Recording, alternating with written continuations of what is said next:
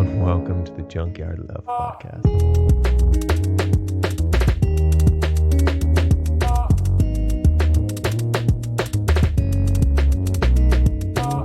At what age do we learn how to have better conversations?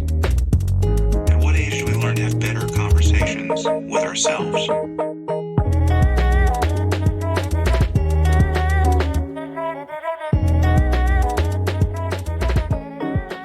What is brackin', my bros? Welcome to the podcast. Right before we get going, you know I love to give some recommendations in the form of TED Talks or books or podcasts that might enhance your life in some sort of way. Knowledge is power. So I'm going to go with Mark Manson's 2 books, 2-for-1 special. We've got Mark Manson's The Subtle Art of Not Giving an F.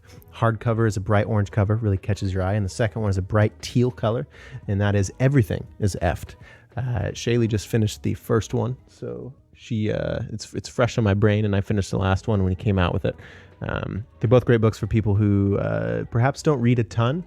Maybe reading, like the wording and reading is a bit complicated and over wordy. He writes kind of laid back and sarcastically. So check those out. Mark Manson, Subtle Art of Not Giving Enough, and Everything is F'd. He also has a weekly newsletter and a blog. Check those out. Let's get to the podcast. Okay, so I think that at the beginning we should introduce you as the rap name that you mentioned earlier, and the rap name that I remember from high school. What is it? What was your rap name? No, I don't. I wrote a rap. I don't remember my rap name. I feel like you've had, was it like G Mac Fizzle or something? Or like Mac Fizzle? It seems like there was a fizzle in this. Maybe. I felt like people call me like Anthony called me like Thorn Porn. Thorn Porn? No, that wasn't my rap name. I don't remember. Oh, you have Mac Torn. That's another name. That's not really a Mac. That's kind of like a hard rap name if you needed to. Mac Torn. Mac Torn. Because like you're a Mac, Return of the Mac. You're a Mac. And then you got to throw in the bridge story. Just torn. Yeah. Oh, let's start there, Mackenzie. Oh, we're recording. Yeah, we're recording. Oh my God, cool. Yeah, we're not starting with the bridge story. All right, we'll loop back into it. Hey, do you ever, speaking of recording, I'm cutting out a little bit. Speaking of recording raps, do you ever hop on like the PA before you, do you ever do the safety thing yourself? On Blade? So it depends on the plane you're on. So if you're on a plane without the screens and the movie is available to you, so that plays a safety demo. So those are most of the planes I fly out of Seattle. Out of New York, there'd be like the MD-90, 717. Those planes don't have the screen, so you'd have to go out in the aisle. Does it make you nervous? No, I'm so used to it now, Yeah. But it's kind of weird. Just most people are on their phones. Like, honestly, when you get on the plane, do you really pay attention to the safety demo? No, I have this thing where I try to act like, I try to act like I've heard it so many times because I fly all the time. You're like, yeah, I but know. I think that I do actually have this thought cross my mind, like, okay, suddenly we do go down. I think that I would be like looking around at like, okay, what do I fucking do again? Right. I think that no matter how much we think, I mean, in realistic, like I sent you the other day, if we go down, I mean, we're going to like, it's going to be, we can put our head between our laps, but we're going to just be cut up by metal in the ocean. Jesus. We're supposed to stay optimistic, but yeah, in training, when we're getting trained on like ditching in the ocean, I'm just sitting there like, what? Like can we be realistic with our... Yeah, they're teaching us how to load the rafts, and which is great. I mean, but I'm like, man, if we hit that ocean, I'm sorry. Like, we're going down. We're going so fast. Yes. Like when you see it in a movie, I feel like they do a pretty good job. Like they'll just have like that just solid camera inside the cabin, and then all of a sudden it'll be like silent, and then they hit it and just water rushes through the inside. I mean, like just being realistic. Yeah. But Sully, like the movie with Sully, that was just like once in a lifetime where they landed on the Hudson, and they got everyone out. That was because they just took off and there's a bird strike, and they weren't high enough, they'd just taken off, so they're low enough to just do a nice landing. I mean, if you're 35,000 feet in the air and they're like, okay, we're going down the Pacific Ocean, it's like, yeah, we're fucked. Like, okay, so if say that they may have even told you this, like how long is it on your typical like we're going down, how long is it before you hit would it be like 45 minutes of like you trying not to crash, but you probably would after 45 minutes? It honestly just depends on what's wrong. It depends on the type of emergency. If they're I mean, if there's a fire or if an engine goes out, there's 2 backup engines on every plane, just so everyone knows. So I didn't know that. Yeah, so if one engine goes out, but usually they'll still land the plane anyway, just because it's not good for the plane. Yeah. But yeah, it depends. If there's a decompression, which means the oxygen masks are going to go down, and the door, that means there's like a leak. And air is coming in the cabin. Yikes. So it depends on that. Like if something like that happens, you can just go straight down. Yeah, it all depends. Yeah, because it can get bad so fast. I think of, I don't know, I guess I just think of obviously movies, but like when like one airplane window breaks and then everything in the plane obviously goes to hell. Yeah. You know, of course, just a little bit of a small hole. Yeah, it would just depend on what's going on with that. A lot of the time, yeah, I had a yellow emergency. There's different types. Red is severe, but they called us and said our brake system went out. And so we had to land the plane without a brake system. And so that kind of made me nervous. But even when things like that happen, I feel they're prepared for it. Right, yeah. They've run I mean, it's such an intense thing. We're sitting in a chair in the sky. Yeah. It's pretty insane. I feel like we definitely have it down before we just let people pay for tickets up there. Right. And like you and I talked about the other night, how people complain about stuff on the plane, but it's like we're in this metal tube. Oh my God, in the sky flying. Like, it's just crazy to me.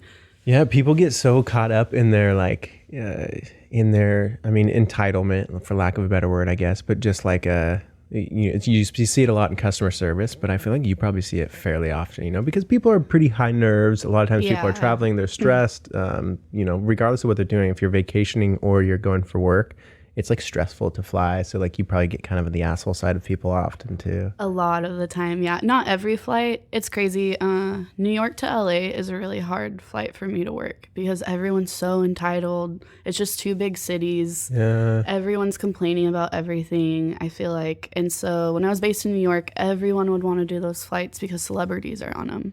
It's a huge market. People live in New York and they fly down to LA to shoot a movie. And so, but I started working on them. I'm like, no one's in a good mood. I'm just like, no one's happy on these flights. And so I like doing flights to like Kansas City because everyone's nice. Like everyone's just like, how are you? How's your day? I think I've flown it. Do you ever fly into like any small airports? Like there's so many that are just like these, like there's like 4 terminals. There's like Kansas City is one of those. It's super, super small. Kansas City, Missouri. I think I have flown out of there. I think, I think that's one. I think that's one. They also have the airplanes. There's a lot of airplanes or airports that have these, but they have airplanes inside the. Yeah, I like flying in like Bozeman, Montana. There's Billings, Montana. Like places like that. The airports are huge. So those are just different kinds of people, and then people are nice. It seems like. Yeah, they're way nicer. I know it sounds crazy, but just from my experience working on those flights and being based out of New York, it was such a culture shock going back to Seattle. Because in New York, I could stand at the boarding door and be like, "Hi, welcome." And I would be smiling, and they just look you up and down. They don't say anything. That's so weird, yeah. That's just a New Yorker. And so you get used to it. And then when I came to Seattle, people are like, "Good morning," and "How are you? Yeah, I'm so happy to be here." And I'm like, wow, okay. You definitely notice the difference. Yeah, it's crazy. Flying around. Okay, so back up. Give me you are stationed, so you primarily work out of Seattle now. You're stationed out of Seattle. You'll have to explain how that works, but before you were stationed out of New York. Yes. Stationed, is that even the correct terminology? You could say that. Based. Based. The term based out of New York, yeah. Okay, so when you first started out, how long have you been a flight attendant? 4 years next month. Wow, that's crazy. It seems like, I know. It doesn't seem like it'd be that long, but it is. Flown by. No pun intended. Oh, okay. Well, gotta go, guys. Yeah, bye. That's my cue. That's the end of the podcast. Everybody have a good day. Drink some water. Take care of yourself. No, but really. So when I first got out of training, nothing on the West Coast was open. So they had, basically meaning they had enough flight attendants in those bases for the amount of flights going out each day.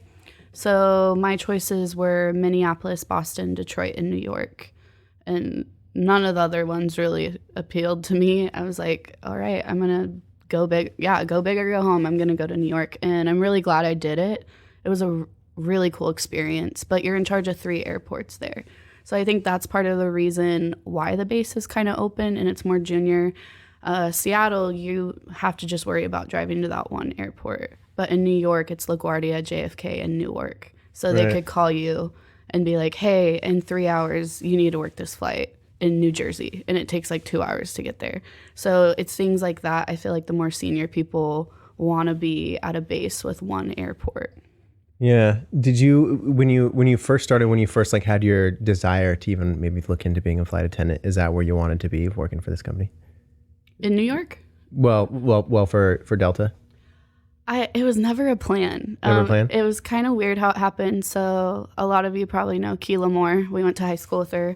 It was her dream to be a flight attendant. And so when she got the job, she would message me and just be like, you should really apply. You travel all the time. Even I used to be kind of scared of flying. So when she was telling me that, I was like, I don't know. I have to have 3 beers to even get on a flight. Like just every day before work. Sorry, guys. Yeah, I have this right. thing. I remember one time I was flying and it was like really bad turbulence going to Hawaii. And I was like, God, I was like praying in my seat. I'll never get on another plane again. Like I was so scared. So those thoughts were like running through my mind. And I'm like, realistically, I don't know if I can do this. You know, I'm so scared of flying as is. And then she kept messaging me. And I remember I was on a flight back from Arizona and going back to Seattle, and I was like, I spend all my money on plane tickets. Like, she's right. And so I randomly, it wasn't like I was looking for any certain company. She was working for Delta. And so she's like, I'll refer you, like, just apply. And so at that point, I was like, okay, I'm going to do it. I'm going to randomly apply, Nice. Not knowing or thinking that I would actually get it because it's so competitive. And then, I ended up getting it. It was a really quick process. And they flew me out to Atlanta for the last interview. And there was like 80 people in the interview. And so when I got there, I kind of just told myself, be relaxed. Like, you know, this is just, let's just see how it's going to go. Right. And everyone was so nervous. I didn't realize how competitive it really was. And so I kind of told myself in the beginning, if you don't get this, like, it's not a big deal. So many other people are going to walk away and go home without getting it. And I ended up getting it. It was just a really cool experience. And it all kind of just happened. I'm like, well, I'm doing it. So it was never a dream of mine, but. Well, it's a cool dream that still like came true. It's like you locked onto it. And it's cool that you have like friends who work for the same company too. So Kylie Cheatley does too. And she grew up in Longview. So it's kind of cool. 3 of us right now are. Do you work with people? Are people just from all over? Do you know people from just different stations? People commute from everywhere.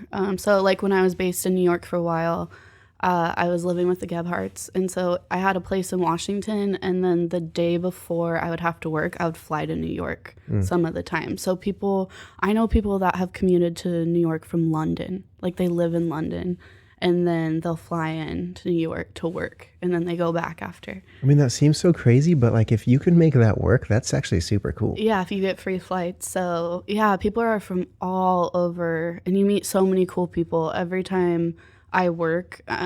So every week I have like a 3-day trip. I'm always meeting someone new on the crew. Always. And then Seattle's kind of a small base, so you get to know the people there. So my trips now, I normally at least know one person on my trip. So it's kind of cool. That's nice. It's not like a completely new group of strangers every time. Yeah, but everyone, for the most part, everyone gets along. Like, of course, at every job, there's some people you just don't click with, but everyone's just really nice. I don't know. I've met so many great friends through this job. Yeah. Okay. So what are the other perks of being a flight attendant? Obviously, there's like, because at the beginning it's just like, oh my God, I want to travel around the world, and like flight attendant, perfect. Yeah. But I'm sure there's like a lot of different things that came up, or different places you didn't expect to go to. I think you've told me about this place. I definitely want to talk about that too. It's like this island somewhere. Iceland. Was it Iceland? Or Thailand? It was a place in Thailand. It was like you partied all night or something. Oh, yeah. Oh, shoot. He's over there breaking his mic. No, just punching people in the ear. If they're in their car, they just got subbed. Sorry, guys. I'm apologizing for you. Thanks, Kenzie. Yeah. So wait, do you want me to talk about Thailand first, or? Yeah, I got excited. Let's talk about Thailand. Thailand. I was actually supposed to be there right now. Well, I was planning on being there. But just after like going to school and stuff last year, I couldn't afford it. So this is my vacation week. So I'm getting paid to do this, actually. Hello. You're just getting paid. You're on your podcast tour now. Yeah. But I went last year, and it was just life changing. Like, I don't really know how to describe it when I tell people about it. They're like, oh yeah, I'm planning a trip. I'm like, it's just so magical. Like, I know it sounds really Disney, but it really is. Like, everyone's so nice. It's so cheap. You're so free there. There's so many different things to do. We just island hopped, but it was really cool. We went to Fifi, and that was where there's like blacklight parties and everyone just like partying on the beach all night and just covered in glow paint, just doing different games. There's fire dancers. You just meet everyone from around the globe. How do you stumble upon that though? Like, obviously, you know, you meet people in passing, but is this just something that anybody can go to? Or Yeah. You fly in, but then you have to take ferries to the islands. Okay. So there's all these islands kind of lined up. They'd be like 2 hours on a boat away from each other. So we planned it out. We'll stay on this island for a couple days, see how we like it, and then we'll go to this island. Koh Lanta was my favorite. It's not touristy at all, and I think that's kind of why I liked it a lot. And I think everyone should go there before it gets touristy. I'm like bringing tourists Bring there. it tourist. Yeah. Well, does it feel, a lot of times I fear a little bit that the places that aren't heavy in tourism are like less safe. Do you ever feel like unsafe or anything? No, I'm sure there's crime in Thailand. I'm not going to sit here and be oh yeah, like 100% safe. Yeah. Do whatever you want. Yeah, skim the area. It seemed nice. Yeah. No, I felt safe the whole time. I actually would like to do a solo trip and go back, and I felt completely safe to just do that. The people on the islands were so welcoming and nice. Yeah. The people you meet, we didn't meet any other Americans. It was crazy. Huh. We were the only Americans, like in all the groups of people we met. They're like, yeah, we haven't met anyone from America. It was a lot of Australians. There was a lot of people from the UK. We met this guy from Sweden, and we kind of made a group on Koh Lanta and would hang out every night. They're actually there right now. Oh, you're just like, yeah, I wish I was there. I know. One of them posted, and he was at like our favorite bar where we would hang out. I was like, I miss it so much. Yeah. Oh, that's so cool. But they go back. So 2 of the guys we met, they go every year for like a month. Wow. Yeah, and they go around the same time. So they're like, come back next year. We'll be here at the same time. And they are. That's like the most epic thing to do, because you can live like a king, right? It's so fairly cheap. When we went, the comparison, it was like $1 was 33 baht over there. So I didn't really save up. I like took my check that I had before I went, and then I got paid again when I was there, and I was fine. Like, I feel like people should just like, if you're an American, you're like, it's time for retirement. Just take your retirement and go over there. And just ball out for 6 years. I've had some friends actually move over there. There's a friend from Bellingham. She teaches English over there now and just living over incredible. There. Yeah, full time. I could see myself doing something like that. Like, I didn't want to come home. Have you like, not that it's always ever planned, but have you found yourself like your perspective changing, or like, maybe like I do want to like live somewhere else? Have you found yourself like going to places and kind of changing maybe where you want to end up? Or yeah, it's crazy. I don't know where I want to end up. Yeah. That's constantly, I don't know if I've ever really known. I do like Washington, like being in New York.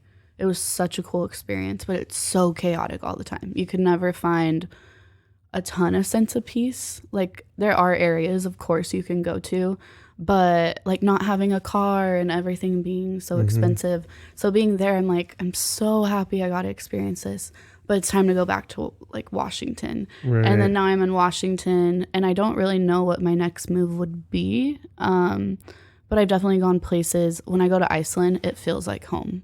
Like if I could afford to live there, I would love to live there, but it's so expensive. Yeah, I don't think that like people like us, because we both grew up in the area, like we're such a wooded area. It's such a different compared to New York.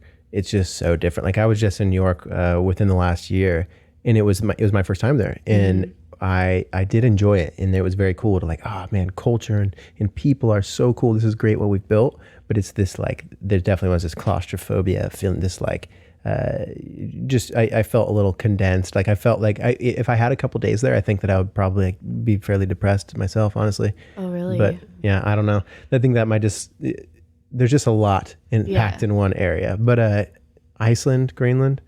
Iceland, yeah. Because there's one, it's like Greenland has ice, right? Yes. But Iceland doesn't have... It has ice. It has glaciers and stuff, but it's like lush green. It has everything, man. Okay, tell me about it.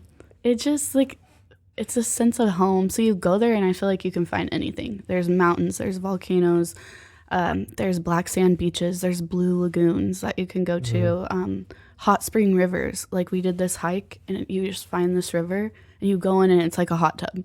Like it's just, they have everything. Was it like a far hike? Was it accessible? Or? I think it was like 3 miles. It wasn't hard. That's a ton nice. of people were doing it, but they just bring wine or like there's a ton of people just in the river hanging out. The mistake we made, we took the red eye and got in the morning and we hadn't really ate anything. We dropped our stuff off at the Airbnb and we're like, yeah, first day, like on vacation. Going ham. I don't know if we even brought a lot of water. Like we were just like so excited to be there. We're like, let's do this hike. And then we kind of bundled up because it's Iceland. You never really know how the weather's going to be, but the weather was okay.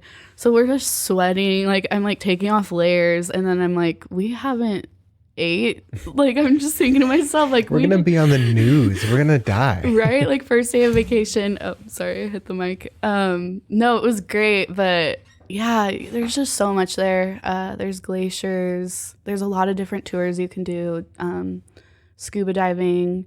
One of my favorite places that we saw, it was like 2 continents. It's the only place where you can swim the 2 continents and you can like touch both of them. Did you do it? Did you touch it? I didn't because oh my gosh. But it's like $500. I'm not scuba certified. Oh yeah. And so you have to be. And so one of the next times I go back, I definitely want to prepare for that. I feel like I heard that it's slowly separating though to where soon you're not going to be able to. Yeah. Like I saw pictures on Instagram, not from me, sadly. But yeah, underneath, and it's looking like it is, but it's still so cool. We were kind of just sitting there watching all the other divers do it. Like, oh man, I wish that was us. Like you have a $500. Right. Have you ever done anything like scuba diving or anything? Like, because I imagine that as you're traveling around, there's all these new opportunities that you're like, well, I didn't really think about getting certified, but it would be beneficial now, or things like that. I would love to get certified. There's actually, you can do it in Seattle. Yeah, and so It's cold. I know, right? I've thought about it. Also with my ears, though, I don't know because my ears are pretty touchy with flying. Oh yeah. Yeah. I mean now especially. Yeah, so I've definitely thought about it, but one of the next times I go back to Iceland, I think I'll do it and just see, because you don't go down very deep. Like that's something that I would really want to do. Yeah, I want to do it and it fascinates me, but I'm so weird about water. I had when we were in Jamaica, Mark and I just did snorkeling, just like you go out and the people take you out and it's safe, and I think you even probably have a life vest on if you want one, and you can like duck down for a few minutes and go swim around, but you come back up and you have this. I think that's just snorkeling. I think that's what it's called, right? Like the little plastic one. Yeah. But like the water was kind of thrashing, and I was so pumped to do it, and I wasn't scared at all.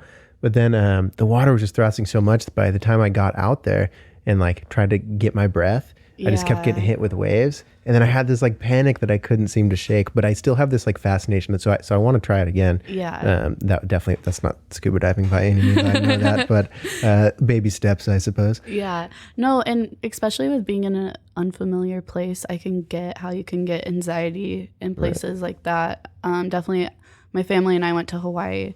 And my stepmom wanted to go swim with the turtles, and the ocean kind of got like that, and she got spooked, and so she didn't do it. And so I think it was just not knowing what can happen, like, Yeah, well, and there's just like, once you get spooked, I don't know, water's just weird, because once you get spooked, it's like, okay, the only way that I can feel fully safe from this is if I get completely out of it. Like, that's the way. Yeah. Because I remember I was just floating on my back at one point, just like, dude, chill out, just stop freaking out, you're fine, just floating along. Yeah. But so backing up, we mentioned your ears.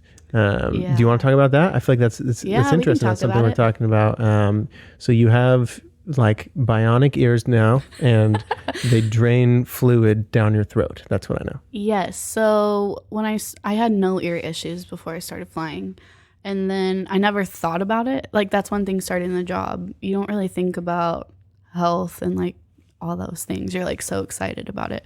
About a year after I started flying, I started noticing my ears weren't popping anymore, and they just didn't feel normal. Like, I don't know what it's like for my ears to feel normal. I feel like there's something always off about them. Right.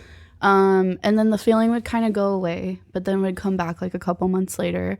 And I'm like, oh, maybe this is something I could live with. Maybe it's just I'm working too much, and then at that point they'll start to not pop or something. But then it just continued to get worse throughout the years. And this has happened with some flight attendants that I've talked to. Like, I ended up getting the tube surgery last year because they drill a hole in your eardrum. So essentially there's airflow, and you don't really have to worry about popping and pressure because there's... It like keeps it open? Yeah, it's open. So you don't have to worry about it building up and then releasing. And so that has helped me in a sense with the popping. But then when I got the procedure done, I think there's fluid trapped behind my eardrum, and there's just been constant draining in my ears. And it's not like draining out of your ears. I know it's not like when you go in the shower, you know, and you have hot water and it comes out. Right. It's this sensation. I don't know. It's like dripping. I can feel drops. Right. And it's going. Yeah, I mean, it's all connected. Yeah. Yeah, it's going down to my throat. And at first it happened every once in a while, but it happened before the procedure too, but it's every day now after the procedure. And so it just seems like things aren't getting better with that. Right, and so I went in this last week, and they think maybe it's allergies now. I don't know. We're trying to like test a bunch of different theories with that. So, but I know like I'm not the only one. I don't think there's like a ton of flight attendants that have like severe ear issues like this, but I've talked to some because they were like, get the tube surgery, but the tubes pop out after a year. So that's also something that I would have to do every couple years to get that in. And you go to so many shows. Like we've been friends for a long time. We've been going to shows since we were both young. And I took Jake to his first show. You took me to Rusco, was my first EDM show. Oh man. Like little side note, yeah. Dude, let's tell that story actually. We'll loop back. This is why your ear started. You took me to my first show, Rusco, and it was right after high school. We were both going to LCC, community college in town here. And then I think it was just like you just asked me like, do you want to go? What was it that you asked me? Because I said something that was very much like noob. I don't remember. I just remember it was a school night because we had a class together. Oh. And I think I turned to you and I was like, dude, do you want to go to this show? And I think you thought it was a band or something, remember? Oh, yeah. No. So I did think it was a band. I did think it was a band. So I remember when I like met all your friends, like, because I hadn't met them all yet. And so we go to this house, and it's someone new's house. And I'm trying to like, okay, like these are new bunch people. Bunch of Longview people, yeah. Like I want to be cool, you know? And then one of them goes like, so do you listen to a lot of dubstep? And I go, yeah, I think I've heard of them. I literally said that. I think it was Glenn. I didn't want to interrupt you, but it was Glenn. And I remember Glenn kind of looked at me like, oh, okay. Is this guy an idiot? Dude, but back then, I don't even know. Like, but it totally changed my life. That was like the craziest. That was such a fun night. Like, I remember, I think I just absolutely got hammered and flailed my arms around in a circle, I'm sure. But yeah, it was so much fantastic. Fun. Yeah, at the Roseland? Is that the Roseland? Yeah. Yeah, it was a great group of people. 2010 or 2011. And then was that like that was first when I got introduced to electronic music, was around that time. It was for you, yeah. Yeah, well, because then I came home. Well, because we would listen to like, not Bass Nectar. Remember? Deadmau5? Like Bass Hunter and like they're like even older. Like there was like techno people. Yeah. Like, I don't know, but we would listen to like stuff like that, but never really get into it. But going to something like that live and like seeing a dude like, wait, like he's getting paid to like make those sounds up there. How the fuck is he doing that? Like, what is happening? And everyone's just having a great time cheering him on. Oh, and people are bumping into you and saying sorry. Like everyone was so nice. Like I was probably a total just drunk jerk, and people are just like, hey man, it's great to meet you, drunk jerk. Or they start dancing with you. Yeah. You know, like dance circles. We always made dance circles. Yeah, it's such a sick environment. Yeah. I'm very grateful that you turned me on to the electronics, Mackenzie. But your ears definitely took. I feel like, you know, you said you didn't get it tested before, like doing the flight attendant thing, but I'm sure it had some effect, just going to so many things and always having headphones on or whatever we always do. Yeah, because even in high school, I was going to concerts and festivals. I've always just really been into music. And one of the first things I said to the doctor when I had to do hearing tests, I was like, I was thinking in my head, this all can't be from flying. Well, the pressure aspect of it, definitely. But with the hearing loss, I'm just thinking about all the shows I've been to and all the times we've been right there so close to the speakers and the stage.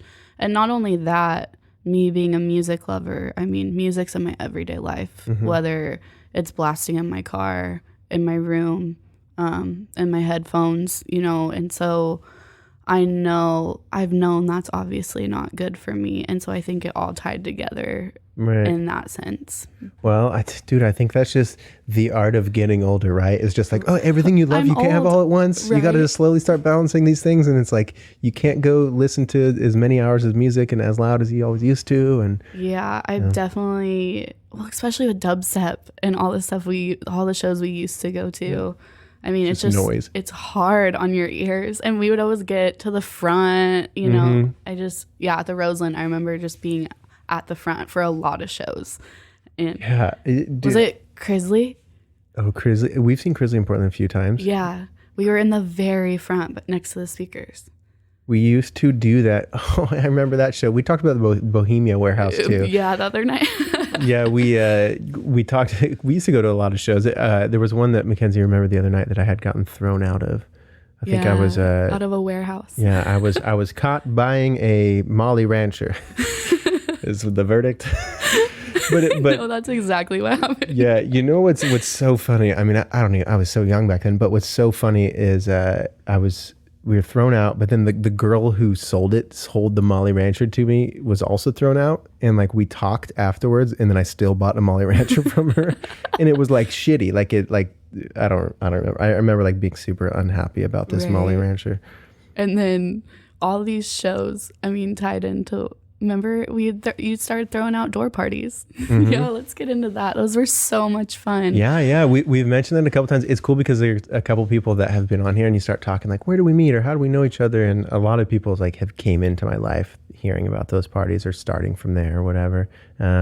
Yeah, dude, we started throwing got interest in electronic music, but like where we live in between Portland and Seattle here, yeah, it's a mega small town for sure. Like we have our county is fairly large, but it still is a small town. So like electronic music is still like the only reason it's kind of okay now is because it's like normalized in pop music, you know? Yeah. But back then it was like you couldn't hear it anywhere. Like, so we started making I was so obsessed with it, and our friend group was so obsessed with it, we started throwing outdoor parties and stuff. And it was so much fun. Yeah, just it was cool. I've told it about here, but essentially what it was, listener, if you haven't heard of this before, they were Renegade Parties, and what I would do is I would get a bunch of equipment, a bunch of lights, generators, speakers, a bunch of homies who are super super good DJs who are just down to throw down, and give everybody an hour slot.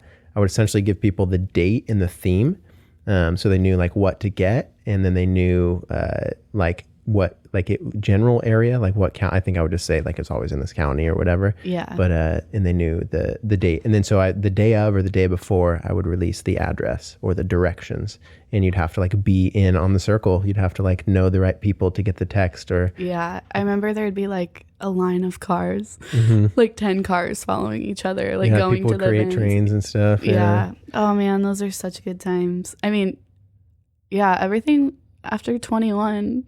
Like those were when we couldn't get into bars. We're like, all right, like this is what we're gonna do, right, like on the weekends. Well, that's what, dude. I was like, I love this shit. Like this is so cool. My whole thing is cool because as I get older, I'm preachy about it. I'm always telling people like, dude, do it yourself. Like put yourself on. And it's kind of funny. Like when I first started, I just wanted to play electronic music. Yeah. I just wanted to be a cool DJ. I just wanted to hear electronic music. And so I just made my own shit. I just made my own party and I headlined myself. I made myself cool. Yeah. The lineup is me. Yeah. I am the headliner. But it was cool though. Like you could hype yourself up and like, those things were so fun. They were a total blast. We've definitely been to so many cool concerts. We just went to a concert this week. Yeah, we just went to Dermot Kennedy. Oh my gosh. One thing I was actually almost about to rant on Instagram just because of the nature of who I am. But we could talk about this. People yelling during the performance. Like, so Dermot Kennedy, he sings this just beautifully, like you're bawling your eyes out. It's such a beautiful song. I cried, literally. Yeah. And then he goes on the next song and he's just like, so this song was about this very difficult time with my demons. And he's just like being heartfelt and explaining this like intricate emotional song. And bitches are in the crowd just going, whoa, take off your shirt. Yeah, there were, I turned around because we were in the stands and I swore this girl was going to fall. Like she was so drunk and just like flailing everywhere. But I mean, it wasn't that type of concert. It was very intimate and just very personal. Like you and Shaylee talked about before we saw him, he is shy. I feel like he's very shy and it probably takes him a lot of guts, but to just be so raw and vulnerable and like this is what happened to me and this is why I wrote this song and I'm so happy it's helping you. And then you got this girl in the background like, I want to have sex with you, dude. Yeah, just yelling whatever comes to mind. Yeah, while he's saying it, and I'm like, just let him talk. Like, well, people, I think that I've noticed that over all the different genres, because there's a moment in every genre. Like even EDM, there's breakdowns that are just like, people in the crowd are crying. Like you were just banging your head against the fucking wall 2 minutes ago, but now you're singing Cinema, holding your best friend's hand, crying your eyes out. There's parts, it's not the equivalent of him like explaining I made this art in this piece, but it is. There's moments where in the crowd, your job is to shut your mouth. Shut your mouth. It's to shut your mouth. Just shut your mouth. All you do. But I think that people are so afraid of silence. They like panic when they have silence, when they're like, oh my God, nobody's saying anything. I need to yell. I need to go, woo! Or I need to go, yeah. Or I need to go, I love you, Dermot. Or I love you, whoever's on stage. It's just this absurd thing that I'm just a DJ, so it's way easier for me. Like, it's not like I'm pouring my heart and soul out or anything, but people yelling shit throws me off. Well, yeah, because you got so many things to do up there. Yeah. And you're trying to pay attention. And when people are, especially if they're saying like really off the wall things to you, it's like, what? And then you stop and you lose your train of thought while you're in the middle of something. Yeah. And then I get overly emotional and then you break down. And then I break down and then I turn off the music and then I just turn on the mic. And then I turn on more music, but it's just violin music. And it's just... I actually love that. And then the lights go down and I put an autotune on my voice. And I say, I'm going to talk about my problems for a while. And the club's like, what the fuck is happening? I do this all the time. I love it. I love it. I would so be like, all right, let's lay it all on the table. What's on your mind?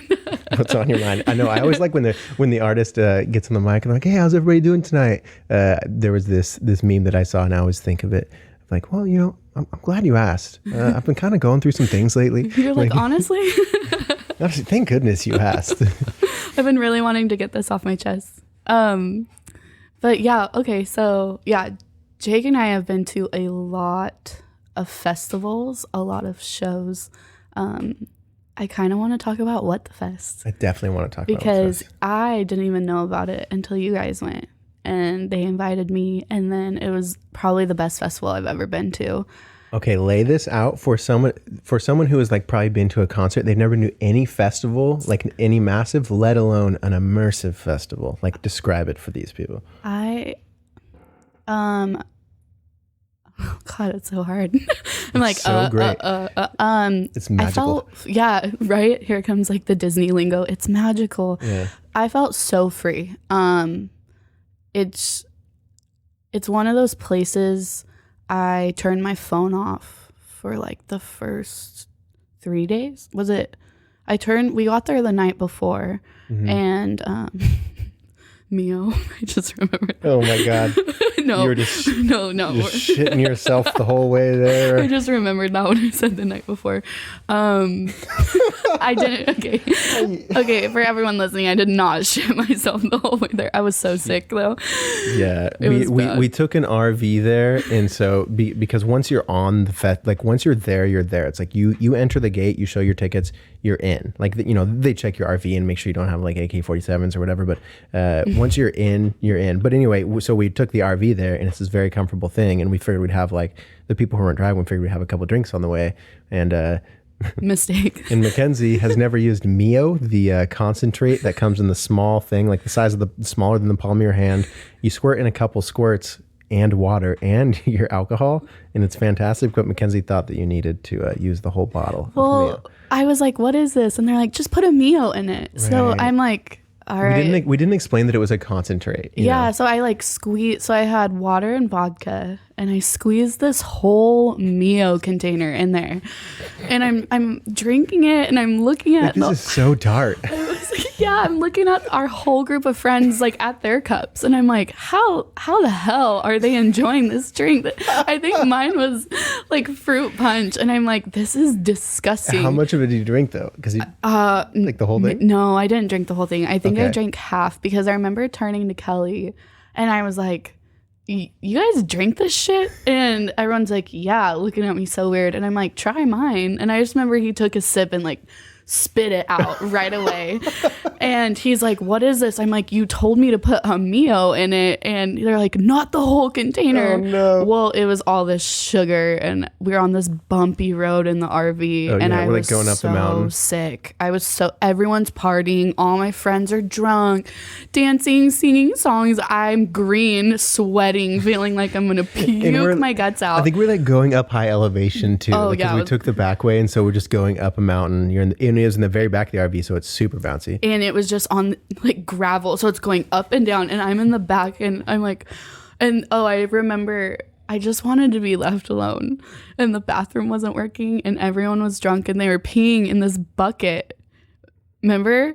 There was like a bucket back there, so everyone's like, hey, Mack! Like, I'm just like trying to rest, and everyone's like, I gotta pee real quick, and I'm like, oh my god. Dude, this is your life. Yeah. You have plotted this out somehow. It has become your destiny to be in this situation. I have the worst luck, I swear to God. But no, it was once I got there, so the journey there, that was not fun. But once we got there, it was so incredible, so free. Okay, back to what I was saying. I turned my phone off the first two or 3 days, and then the last day I was like, I want to get a couple pictures because they have artwork. There's this forest, and it's just so awesome. Like you start walking down this path, and it will be just woods, and then there will be a couch with like a hookah bar. Like there's hookah set up, and so people just sit on this couch and start. A hookah bar in the woods. Yeah. Yeah, and then you go back on the path, and then it's just woods, and then you'll hit like these clamshells, like these beds where people are like laying down. I remember those. And then you keep going, and then it's just completely dark woods, and then there's Mario Kart. Like people are literally playing like Mario Kart, and so you're just discovering all this different type of art, and like there's a paint station, and then you'll come across like the first stage, and so there'll be like an artist playing, and then you can go down a different path. And you just hit all these different things that people have set up, and it's really cool. The people I didn't meet one person I didn't like. Oh my gosh. It was, the people, the energy there because of the people. It's like, it's this understanding you have between each other. Like you feel very safe there. Yeah. And then there's yoga. Yes. Yeah. Yeah. And I turned my phone off. Oh yeah. And one of the stages is 3 pools. And so you're just dancing. Was it Claude Von Stroke? Claude Von Stroke, yeah. He was wearing like a flamingo hat, I remember. Yeah, that was one of the artists, and it was just so much fun. It was incredible, and it was a play, like, I didn't need my phone. I didn't want my phone. I didn't think about, like, texting anybody, like, any social media. I just wanted to be there, and I wanted to be present with my group of friends, and it was just perfect. I feel like in situations like that, like, or at those festivals, it feels like my phone would almost, like, make me like come back to reality. I'd be like, oh my gosh, yeah, like I forgot, like I'm living in heaven right now. Yeah, I forgot about that, until you're on your phone. Let's talk about social media. Yeah, I know I'm all anti social media. I'm back and forth about it. You are? Yeah, I feel probably like a year and a half ago, I just started realizing I feel I ask myself the question a lot, is this making me happy?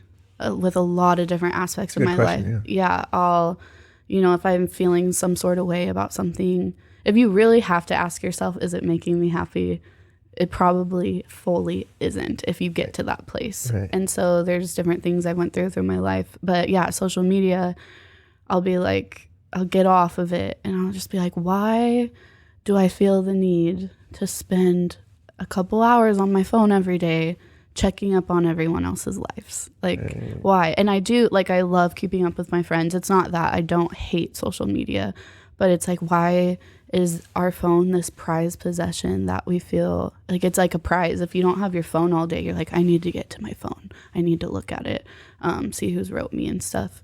And so I started out by deleting Twitter because I was just like, I felt like I'd get drunk and post my feelings and shit on there. That's what Twitter's for. Yeah. That's what Donald Trump uses it for. Yeah. So I remember I woke up one morning and I was like, ah, shit. Like I posted something again when I was That drunk. ain't going away. Yeah. And it wasn't bad, but it was just like on there long enough where it's like, well, everyone saw it. And it wasn't bad. And it was just, why do they need to know how I'm feeling? Like they don't need to know what I'm going through. That was just like an extension of what I was feeling at that moment. I don't overall think that. Yeah. And so I feel like it's an outlet for a lot of people, which is great because Twitter's funny. Like sometimes I do miss it. Yeah. But that I ask myself, what is something you can live without? Like what's the first app to go? And instantly I was like, I need to get rid of my Twitter. I think that's what Shaylee did too. Twitter was the first to go. She's like, I can live without that one. Yeah, I was like, and now I don't even think about it, honestly. Like the only time people will be like, oh, someone posted that on Twitter. I'm like, oh yeah, Twitter is a thing, But I feel like I love Instagram. But the thing that I'll do, sometimes I delete my my app for like a week. Nice. And then I'll be like, all right, like if I feel like it, like I'll get back on. And so I do that. Sometimes it's not a week, sometimes it's a couple days, but sometimes a feeling will come over me and I'm like, do I really need to be on my phone this much? You know how it tells you how long you've had screen time? Right. I remember at one point it was like an average of like 6 hours a day. And I don't know. That's so crazy. I don't know if there was like Netflix involved, like I don't know entirely, like I didn't look at it and to see, but that was one of the things I'm like, whoa, like there's this whole world going on around me and I'm staring at the screen for 6 hours a day. Yep. And that, like, I was like, that needs to get brought down. I remember like a couple weeks ago it said 2 hours. And so I was like, which isn't good. Good job. Yeah, but from 6 hours, that's profound. Yeah, I'm like, and I feel like a lot of the time on the plane too, there's, on long flights, it's like, oh, there's nothing to do. You get done with your service. And one thing I've been trying to teach myself, I love reading.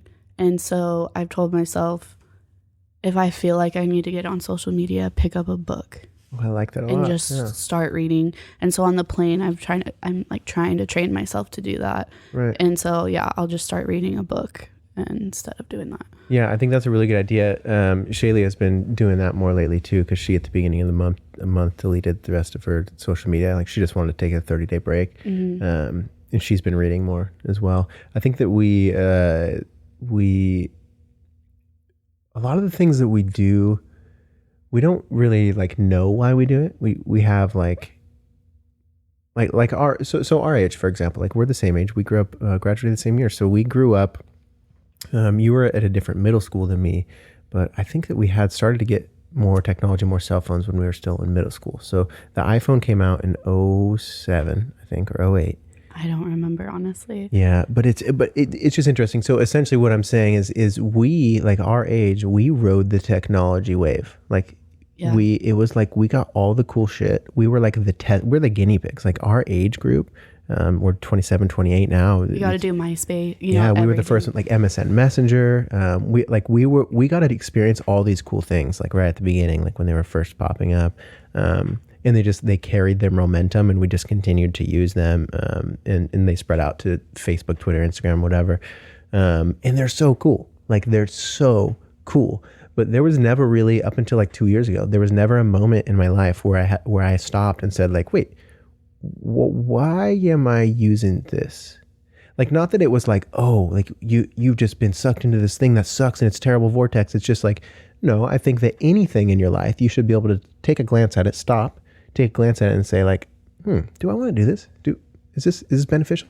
Yeah. Is this what I want to do? And I feel like, yeah, we had so many cool things our age, but a lot of us, I'm noticing more and more on this podcast, talking to more people, they kind of did the same thing. Like, I just sort of noticed that it wasn't what I wanted to do. It's pulling me in a little too often. And then we find ways to, you don't have to delete it if that's not what works for you. But if there's ways, like you said, I really like that. Just if you have the little intuition of like, let's delete it for a couple days, a week. Yeah. Do that. I like that. I think that's good. I think it's smart. Yeah, because I'm and it's weird because when I do that, I'm learning so much more about myself throughout that week, rather than, oh, I'm bored, I'm just going to get on my phone, which of course I still have social media. I still get on, I still have posted things, and I'm not saying I'm going to delete all of it.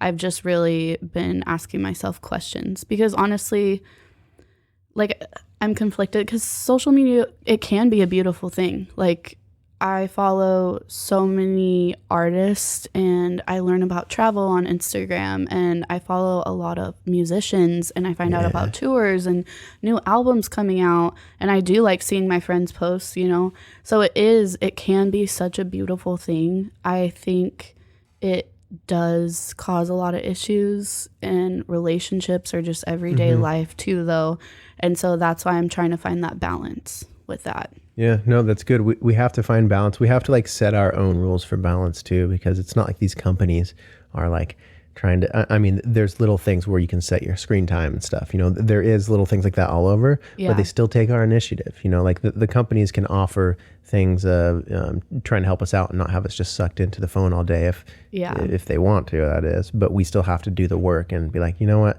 I have been on my phone, or you know what, I'm going to try to take 30 days off or 10 days off or week off, whatever. Well, and honestly, it is refreshing. I think, like you were saying, people started asking themselves. I feel like in the last couple of years too, this last year especially, I started asking myself a lot more questions. Like, why am I doing this? Right. I never thought about it before, which is crazy. Like, now that you point that out. And then,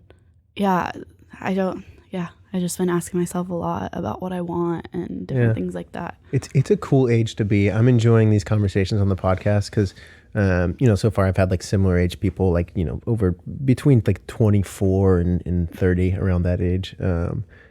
And there's a lot of it that is definitely just maturing, just becoming an adult for sure. Like, that's definitely a lot of it, like just growing up in a lot of senses, a lot of these changes. But we're also at an immensely peculiar, incredible, and confusing crossroads with technology and like just growing up with technology so close to us. And so we know so much information.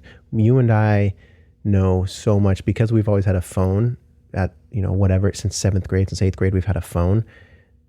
Think about all the amount of times that we have used that to like look up an answer and get that really quick. Those are however many answers. Those are that many more answers we have than the generation before us who didn't have the phones or whatever. Yeah. There's just so much to go into it. So it's good that we're taking a look. Yeah, you can access anything. It's kind of scary, like when you think about it. It's crazy. It's, I'm like, you could literally find most anything you want on the internet if you try hard enough. Right. That dark web and stuff. The dark web.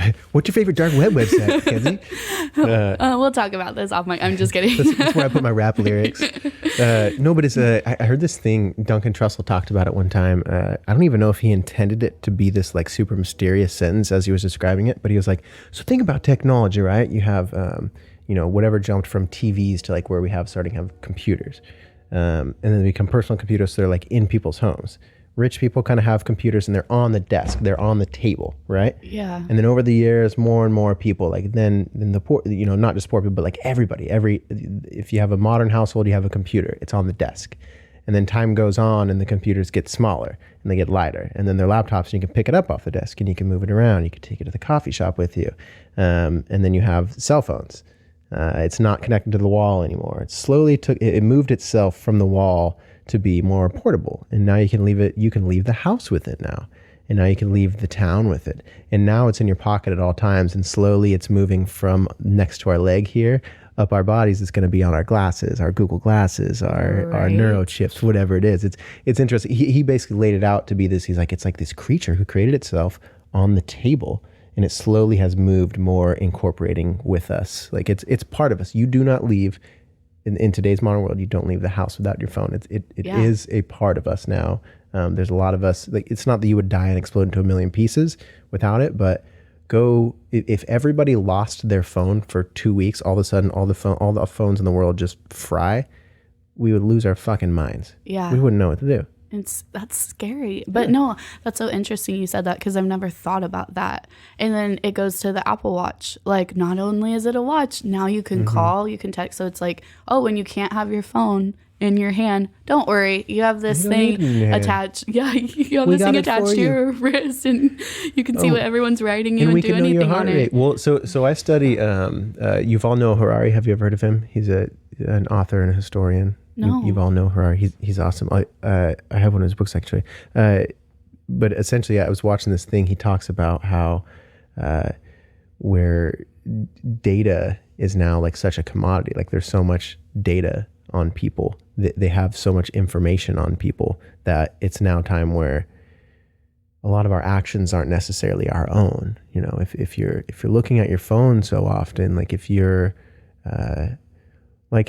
So I took a year break off social media. I was someone who was on social media hardcore. Like, I love social media. I worked at a lumber mill, and I was able to pretty much be on social media whenever I wanted with my left hand, as long as I'm working with my right hand. Like, it was, if you're decent at your job, scary. Yeah, Jesus Christ, just there's a machine that will just eat you and not care. We'll just keep going. But anyway, we essentially, the fact that we have data points on everything now. Everything is such a commodity. So your actions aren't necessarily always your actions when you're always looking at your phone. Like, so being off social media, things that would, this word sucks, but trigger me. If I would see certain words, they would make me want to like post about it or think about it or text my friend about it or whatever. But when you don't have those words or those things coming into you, you don't have a response towards them. So let's say Donald Trump, for example, the word Trump, like if you, like nowadays in this 2020, 2019, if you see the word Trump, you have a feeling attached to it. You have something, like whether you hate him, whether you don't, whether you like him, it activates something in you, right? Like something, it turns on. You have an opinion. No, totally. When you wake up in the morning and the news says Donald Trump, whatever, then you're thinking of that every day. So it's just interesting. It's just very important, I think, for all of us to kind of look at like who are we without the phone? And if our actions are different, like what's that all about? Is someone else kind of pushing us towards things that we maybe shouldn't be doing, that we don't want to do, like that aren't our intuitive actions? It's just so cool. So I've known Jake for so long. It's so cool to see your journey. Like, yeah, we've been good friends. And so just like the amount of growth the last couple of years, like even, I know it probably started with you asking yourself questions, as I feel like the state I'm in, like right about now, it probably started with that. Cause I don't know if you want to talk about it, like just the struggle, but you've just like overcame everything you've been through and you're on top, and it's just so awesome to see. Yeah.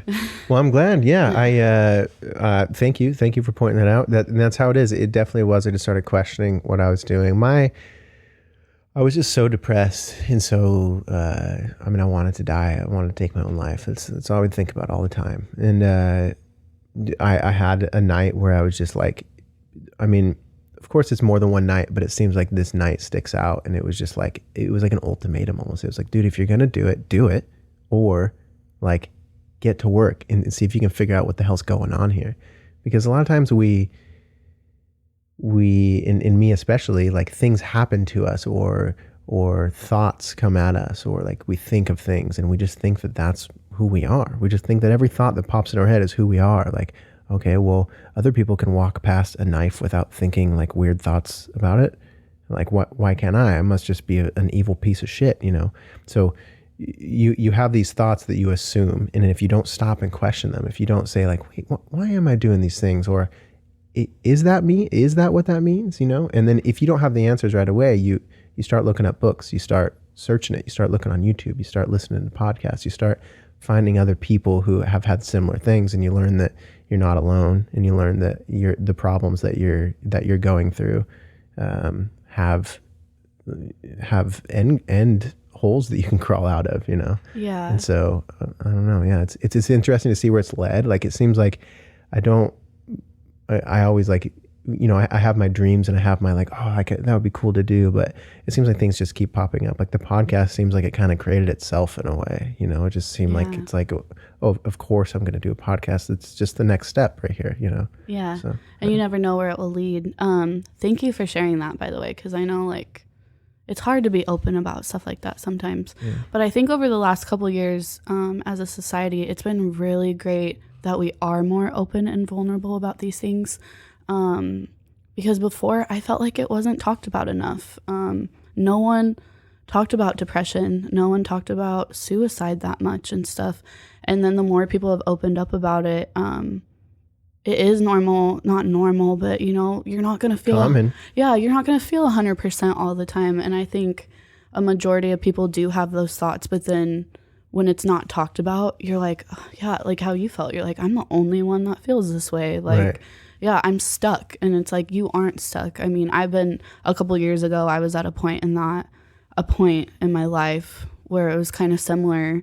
And it was just like, anyone listening, you have to push through. It's so crazy. Mm-hmm. Like, it sounds so cliche, but you really do come out on top. And I know something else will happen again in my life where I get brought down. Like, but that's about maturing. Like, I know right. That's going to happen. I right. know I'm going to like be so upset.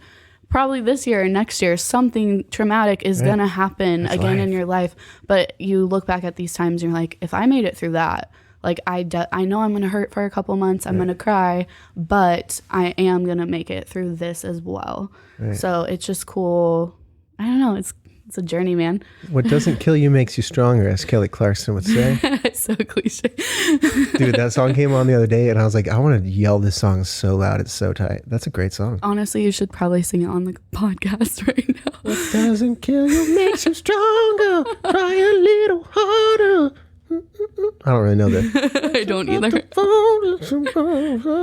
I can honestly say I think that's the only lyric I know from that song. We can put a peg in it. I can look up the lyrics. I can grab the guitar. We can just wing it right now while the guests are listening. Yeah, this isn't really a podcast anymore. We're just going to start a band, honestly. This is a bandcast. Yeah, a bandcast. Welcome to the band. Gotcha, listeners. I can't sing. I can rap in the background. Yeah, no, I'm not going to rap it. Raps. Have you thought of your raps yet? Have they been floating around yet? No. So I wrote this rap in high school, and it was at Mackenzie Hass's house. Oh, she threw really good parties. Yeah. And so I wrote it with Scott Graves and Ian Fulton, and I just remember us three sat down. And we're like, Mack, we're gonna write you a rap. And we just like went back and forth, and it's about me. And then I remember I stood up on the kitchen island at this party. So fun. And I rapped it. Like, I read it off this paper. I rapped it. And I remember like everyone was cheering me on. I'm like, haha, whatever, you know. I thought people would like forget about it the next day, and it kind of just stuck people with just me. Think you're a legend now. No, it was not good. Like, let's just make that very clear. But I remember I like kept... We'll let the listeners decide.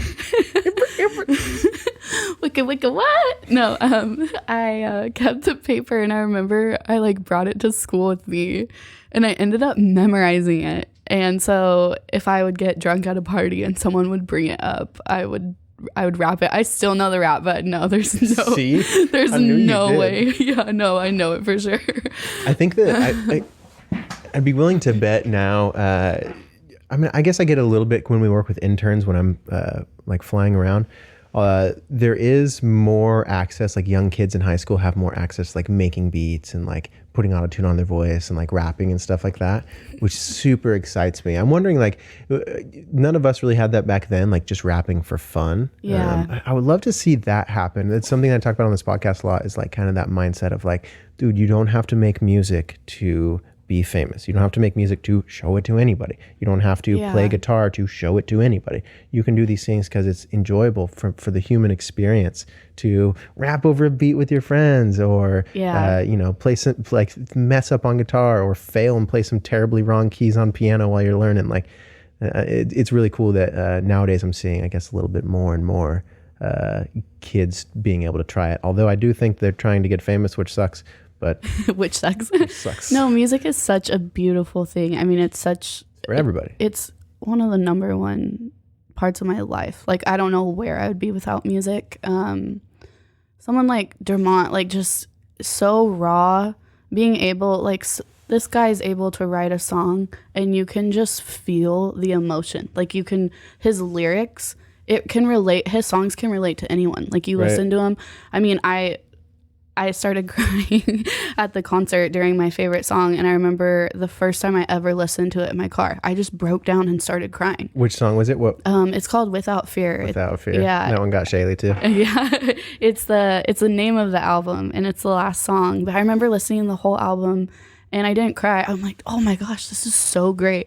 And then this last song, he like closes it out, and he's so raw, and you can relate to it, and you start thinking back on times in your life what you've gone through, and like the lyrics just hit me so hard. I just started bawling in my car. I knew when he played it on Tuesday I was gonna cry. Do you think I was thinking about, of course I was, but I was thinking about like, what's different for like people like you and I? We've always gone to so many concerts. Like, what is different between you and I and the motherfuckers who just think they should yell? Like, if maybe they're just drunk, sure. Yeah. But so there's something that, like, you can kind of look around a room, and people who are, let's say you have a room full of people who are self-conscious, for example, or people who aren't fully there for the artist. They're going to be kind of engaged with their phone. They're going to be kind of like looking up at the stage, but also like if there's someone that moves, they're going to like look over at them. They're going to be listening to the sounds right now. They're not super engaged. But there's this thing that I don't know that everybody knows you can do. It's this magical gift that you have as a human. I'm not going to end this and say, shut the fuck up. I swear. But no. Okay, no, I'm serious. So there's a thing that happens when you're at somebody, an artist that you like, an artist that you've never seen before. Like, your visual perception, you're looking at the stage, right? And you zone off to this degree of like to where there's nothing that can make you move your head at all besides like bouncing to the beat.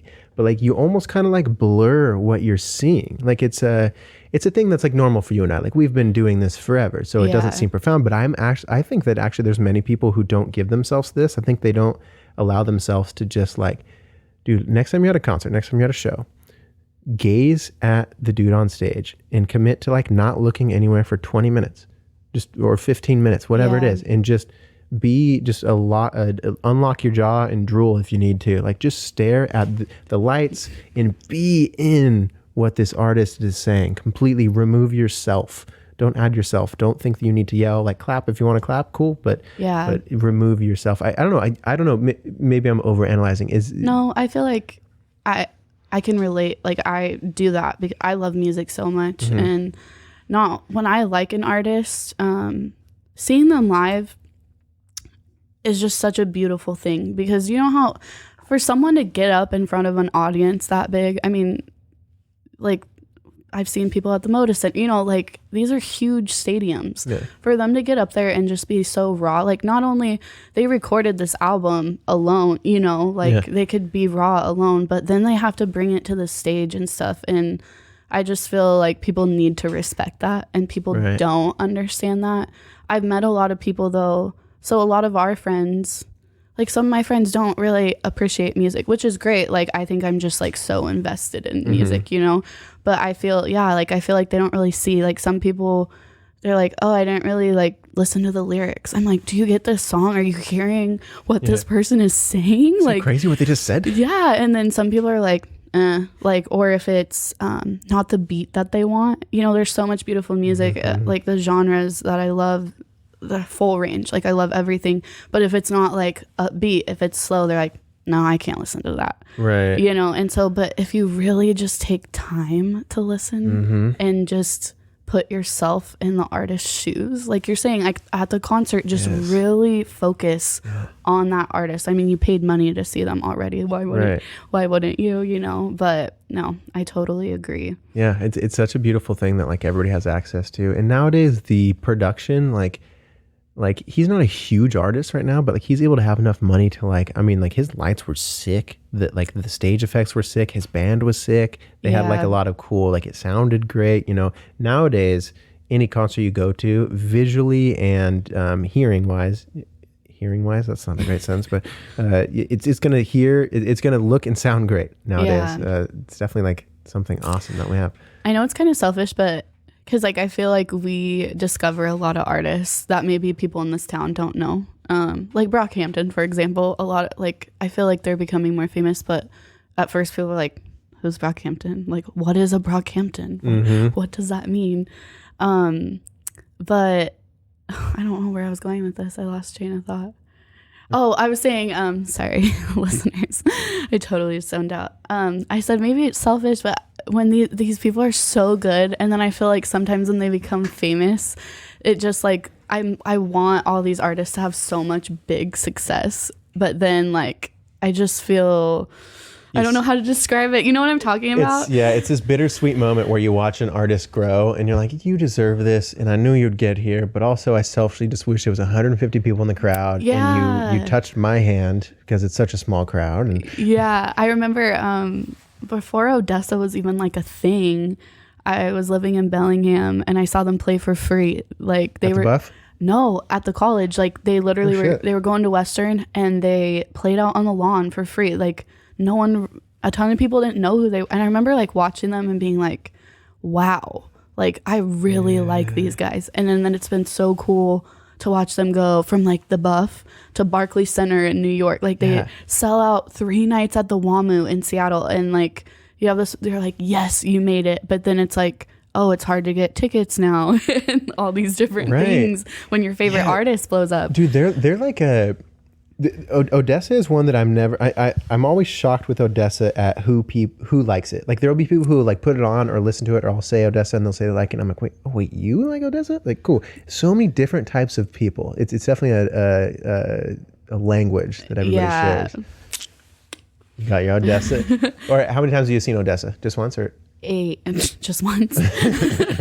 I think the last time when I saw him in Bellingham was 8. If I counted correctly. When was the best time that you saw them? Do you remember? Oh my gosh. I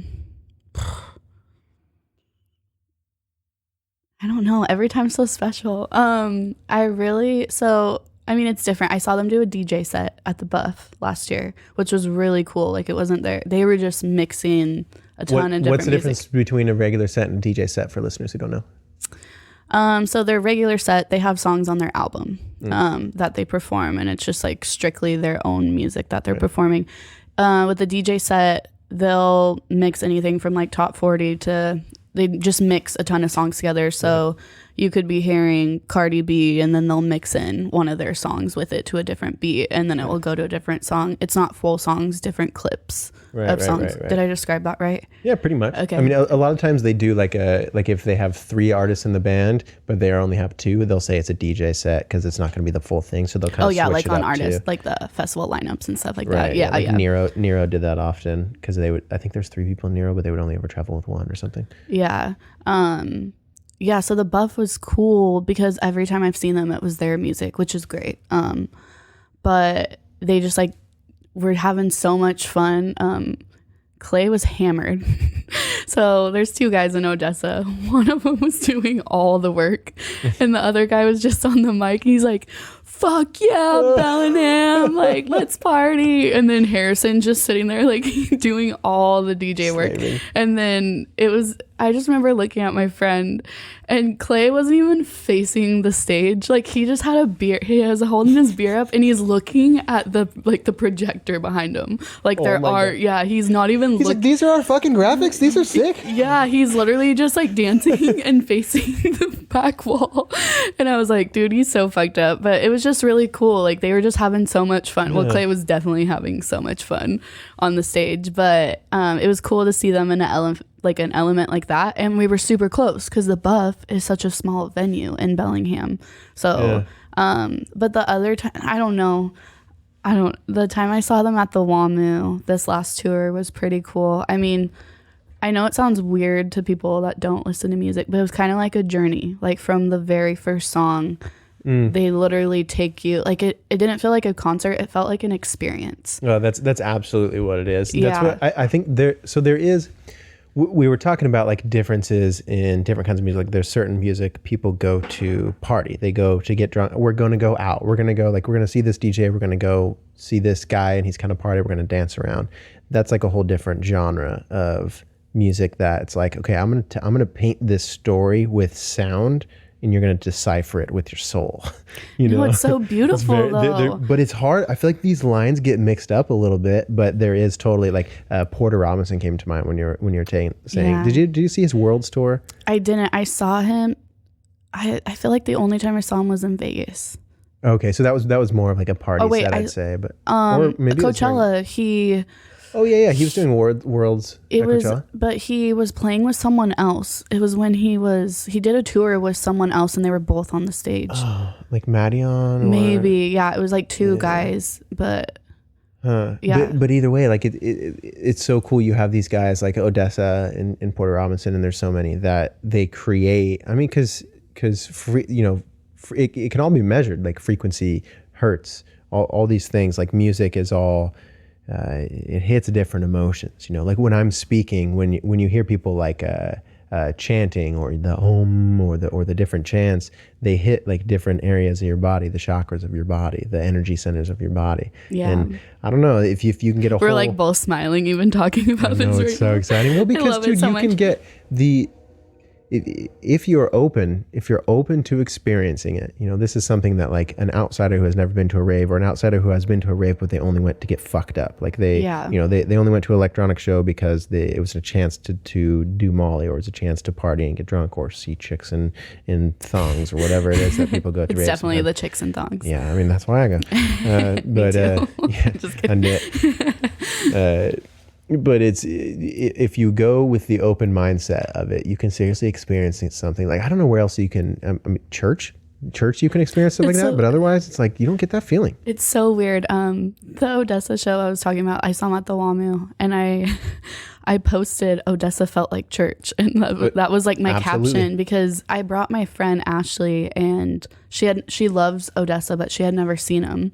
And I just remember being in the car, like we were in the parking garage, and I'm like, because I had already seen the tour in New York, I had bought like another ticket, and I was like, I don't know how to describe this to you. Like, it's a journey. Like, they're literally going to take you on a journey. And she was just mind blown. She's like, I've never been to something like that. Just like the way they make you feel. You can literally feel emotion through artists. Like, it's so crazy. And then just like like you're saying, the lights, the visuals, just everything that they put together is so incredible. Yeah, it's very profound. I was listening to an interview. There's an interview clip. I took it from a sample. I don't know, it was like John Lennon or something. It's something from the Doors.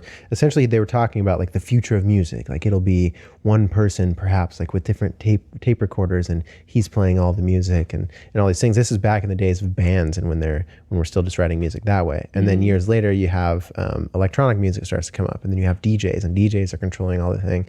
And the world of electronic music, I feel like a lot of people who don't listen to it don't realize how intricate and how in-depth, how far people have explored down the sound like tunnel when it comes to this stuff. Like these people are doing incredible stuff, and the technology keeps improving. Like I haven't fully figured it out, but I'm fairly able to run my own lights while I DJ now. Like that's awesome. Live. It's kind of hard. And this is without having a whole separate like light setup. Like I can do it and have someone next to me and run lights. But everything is getting more connected in that world. And so, dude, the next 5-10 years with, I don't know if we're going to add virtual reality or what the hell we're going to add on stages, but it's going to be crazy as shit. I can't wait to see it. It's going to be awesome. What's the just whatever pops into mind, if you can think of anything, what's like the craziest shit you've seen at concerts? Like I was thinking about like the giant owl at Travis Scott. That was so wild. That was just so big. Justin Bieber, his Purpose tour, had this crazy like LED light cage it was like something I'd never seen before. That's Actually, the one tour I didn't go to of his. It was so fucking good. It was so great. I don't honestly. I don't know. I've seen a lot of artists,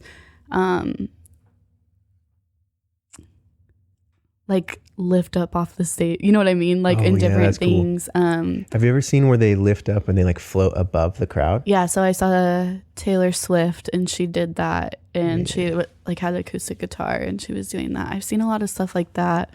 I know what you're talking about with the Travis Cube because I saw him twice during that tour. I don't know what's the craziest thing I've seen, honestly. Like an object, not visuals, like a... Yeah, I mean, any of it really, but I feel like an object is what popped into my mind. Yeah. Just because it's so like somebody designs that giant object and like, now we got to travel around, you know? Right. I honestly, sorry, podcast, I have a blank on this one. You're drawing a blank? Okay. I'm drawing a blank. I have a great replacement for that. Okay. Tell me about Eminem at Guffball. Oh my. Paint this picture for the listeners, because I feel like when you told me, I might have texted you a couple days afterwards, or we talked or Snapchatted or something. Oh my gosh. So I went to Guffball, which is a festival in New York. I feel like a lot of people here probably wouldn't know about it, but okay. My listeners aren't just here. I have people across the US. I hope one of you have been to Guffball. Okay, so it's a great festival, but it was like, I don't know if it was all ages or if it was 18 plus, but there were a lot of young kids just like not there for the music. Let's put it that way. Just like, I remember I was I was watching Damian Marley, and this girl is so hammered. I'm not 21. Can you buy me a Blue Moon? It was just like constant. If they saw you had a wristband, like it was so many young kids. Dude, that's a weird feeling. You're like, get away from me, kids. Yeah, it was a lot of people weren't there for the music, and they were just, I mean, I've been trashed at a festival, obviously, but I'm talking trash. You know, when you're young and like can't hold your alcohol and you're excited and you're at a festival. Like it was just kids falling all over. Yeah. Just a lot of... It was like me at Rusco. Yeah, us back then when we were 18. So it was a lot of that. I went with, Lauren was like, man, I love the lineup, but I don't think I could go again just because of the crowd there. Yeah, people can suck. But the setup was great. They had all these different like food vendors from New York. Oh, it was really cool. Like their art, and they just had different bar areas. It was really cool. But I want to say it was the last day. And I mean, if you've ever been to a festival, by the third day, you're tired. You're still going at it, but you're like, oh, I'm tired. Like you've been going for like 15 hours straight. You're toast. And your feet hurt.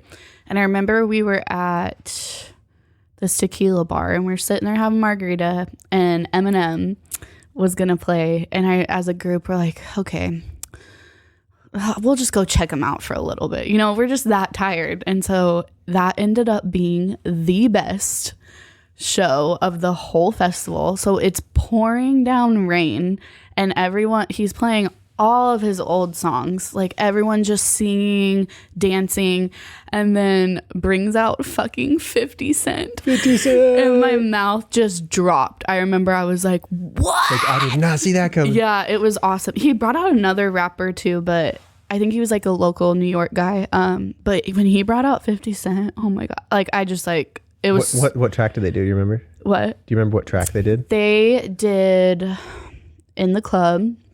Is Ass Like That, or is that Nate Dogg? Is 50 Cent on Ass Like That? I don't know. Shake That? I don't know. No. Yeah, they did like 3 tracks. They did In the Club. I want to say, what's the song? It's like, never mind, I'm not going to rap it. I was just hyped. Here we go. I'm going in. Go Shorty. It's your birthday. I think it's called Go Shorty. I don't even want to know what that just sounded like on there. I'm gonna loop it and put a beat under it, and just gonna have 6 minutes right there. I have videos I can look back at, and then I know he's saying, "Baby, buy me." Oh yeah, be a millionaire, or whatever. Yeah.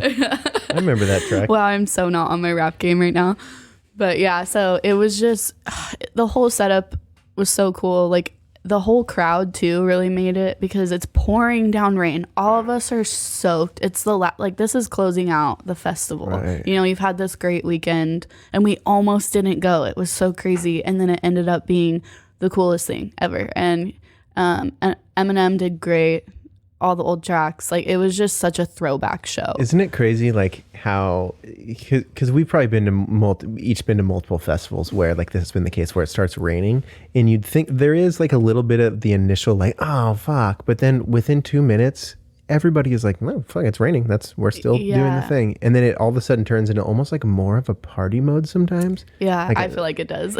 Yeah, dude, I'm trying to think, it might have been like, it seems like tip my tongue, maybe Diplo or something. I've been to another like one that got wild because it rained. Yeah, I don't get upset at rain. Well, first of all, you're so sweaty at a show, and you know, like if you haven't been to a festival, right, we're talking thousands of people crowding to go to the stage. I mean, you don't have room to move. Like you're just like, you're stuck. People sweat. It's all over you. Like you're lifting your arm up, and the person next to you don't know is putting their armpit into your armpit, and you're just hugging each other's armpits. That's what you do at a festival. Yeah, you're covered in sweat. And so I love when it rains. Like I was so happy that night. Like I just like it. I feel like a lot of people are like, oh, like my hair or something. No, but, dude, fuck your hair. It's a music festival. Yeah, like, and you're so sweaty by that point anyway. But no, it was definitely a party. It was so fun. I feel it was like 3 tracks. I'm so sorry that I can't remember. I don't expect you to memorize every Eminem song, Mackenzie. That's okay. No, the 50 Cent ones, I'm like thinking in my head, but I'll have to pull up the videos. I do remember the song Disco Inferno by 50 Cent in the 7th grade. I danced with that with a couple homies on the talent show. Yeah. We definitely snuck that past the principal. He didn't know that song was coming for show. Okay, wait. And then, because I didn't know you in middle school, but we met on MySpace. We met on MySpace? Do you remember this? Yes. Because we started chatting on MySpace before, because you went to Huntington, I went to Cowieman. Yeah. And I remember it was like Gunner and a bunch of people. I felt like we all added each other from from Cowieman, and we all didn't know each other, and then we all became friends. So that was the dynamic for so Kelso High School. Our graduating class was pretty fat. I think it was like around 400 or 500. There was like quite a few people. Yeah. But so when we went into 9th grade,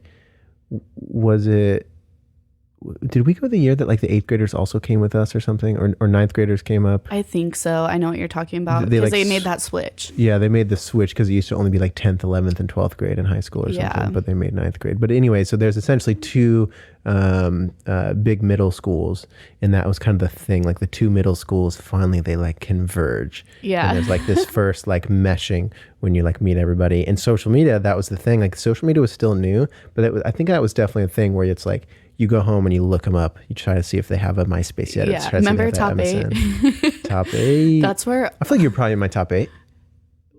I feel like you probably were. Oh, no, I was, yeah. For sure. We were, yeah. We used to like talk a lot on there. I don't know what about, like... Well, we used to write each other notes too. Yeah, we're kind of emo. Like... Kind of emo. Okay, we were definitely I started 9th grade with half black, half pink hair. And at one point, you had like 3 colors. It was like white, black, and then he wore this really cool red eyeliner. Yeah. Yeah. I've been repping. Yeah. I've been getting threatened to get beat up since day one, son. I remember my mom really wanted me to shop at Hollister and stuff. She wanted, like, same, I'm wearing like all black right now, but my family's like, you need more color. Like, you don't wear any color. I just remember I just bought everything from like Zoomies and PacSun and like all those stores, and it was like Hot Topic, but it was all black stuff. Like I remember I would wear a lot of black too, because we would shop, like me and my buddies, me and Gunnar, we would go to like Warped Tour. We'd go clothes shopping at Warped Tour. Like that's like where we'd get our band shirts, you know? Yeah. And dude, you felt so cool. Like having a band shirt in high school, you're like, I'm fucking cool. I was there. Well, it's so crazy now because I feel like, I mean, I dress up sometimes, but I just moved houses. So I was like moving all my clothes in my new house. And like most of them are literally just like band t-shirts. Right. Yeah. And I'm like, oh, this is like a majority of my closet. Like I should probably buy more color, and I should probably buy some different stuff. I don't know though. I think the random conversations I get into because of my clothes have always seemed to prove worthwhile. So like if I'm wearing I've had a conversation about Puya, this rapper Puya. Mm-hmm. There's not a lot of people who like listen to like that side of rap, and I have one of his tour shirts, and that's sparked conversations more than once, I think. Yeah. It's just like, you kind of like, band t-shirts are cool because they pick out people in the crowd who you're like, oh wait, you like that person? And sometimes it could even like create this barrier that drops down, and that person doesn't feel afraid to just completely walk up to you and be like, hey, I like that band a lot too. I like your shirt. I was like, that was cool. Yeah, it's also like created friendships. It's crazy because I remember last year I wore an Odesza sweatshirt to the Triangle. I went out one night and it was like 3 people I never would have expected. They're like, oh my gosh, I saw them live. Like I went to Seattle and saw this tour. Or I wore like a Rufus shirt to the Star, and someone came up to me and was like, oh my gosh, I love Rufus, you know? So I'm seeing them at Red Rocks. Oh man. Yeah, this summer. And Red Rocks has always like been on my bucket list for years, and I actually have like a note in my phone. I'm so cheesy with like, I have a list of like bucket list stuff I want to do. That's not cheesy at all. And I have a lot of lists and notes. How do you hit the dart to the target if you don't create a target, Mackenzie? Yeah, I think you got it going on. I like to write a lot, but I made this list and I was looking at like things like Burning Man. You know, I have different things on there I want to do.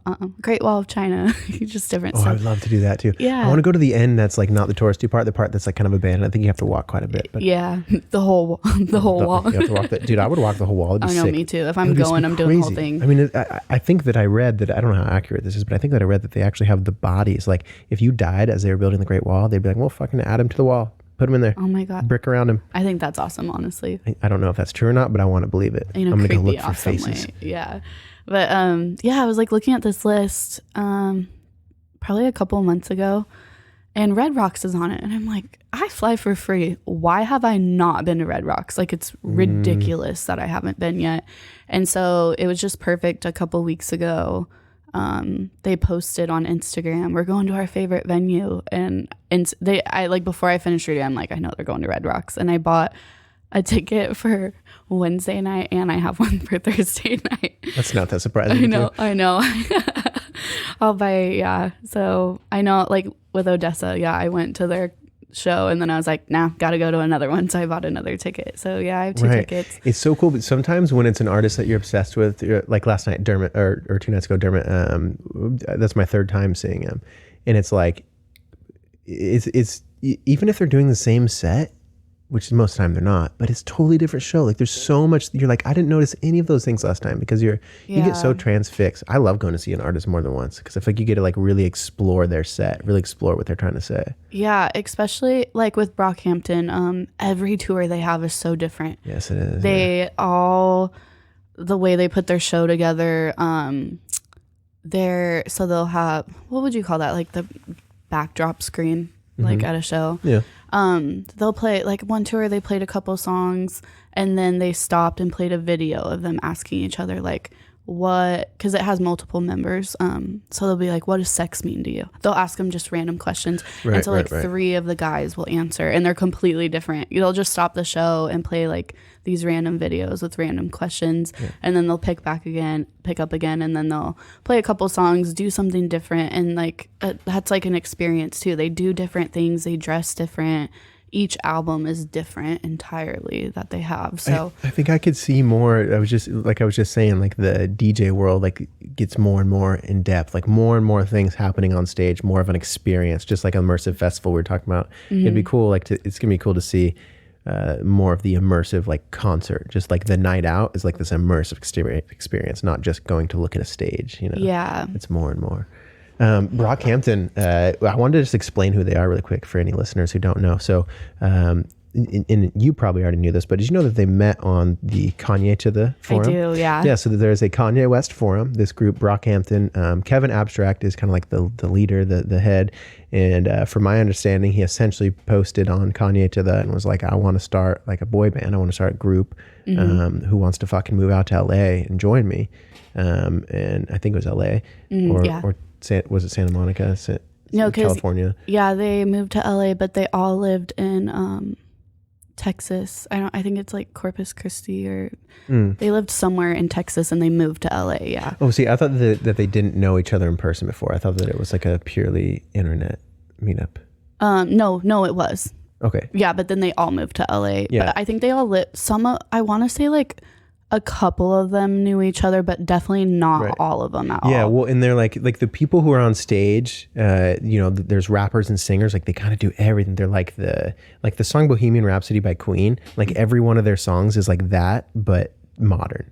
Like it's just, like, or there'll be one of their songs will just be like slow and beautiful, and like they're just very experimental. They're very cool. But they credit their videographers, like their producers, like I don't know, like the other people part that of work. Brockhampton. Yeah, they're all Brockhampton. Like they're not like just the dudes who are on stage. Like that's the performers, but they consider their whole group.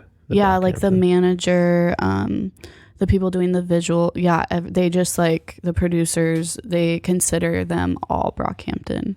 How do you feel about Amir? I think I had to bring it up. Man, okay, so this short controversy. Amir was one of the members of the group. And essentially he got he was like mistreated a woman, like he did something bad, and the internet like found out about it, and the internet was like, he needs to be kicked out of the band, fuck that. And they had just signed, my understanding was they just signed with RCA.